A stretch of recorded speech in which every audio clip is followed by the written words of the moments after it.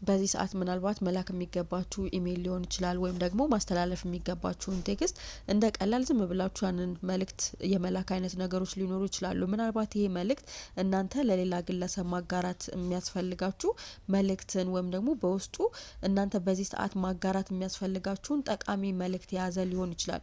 ብዙዎቻችን እንደዚህ አይነት ነገር ሲያጋጥሙን በድንገት ሳይታሰብ አንኤክስፔክትድ በሆነ መልኩ ሌላ ቀርቶ ያን ያክል ሊስብ እና ኢንተረስቲንግ ሊሆን በማይችል መልኩ ዝም ብለን ያንን ነገር ጽፈን የመላክ አይነት ነገሮችን ልናደርግ እንችላለን።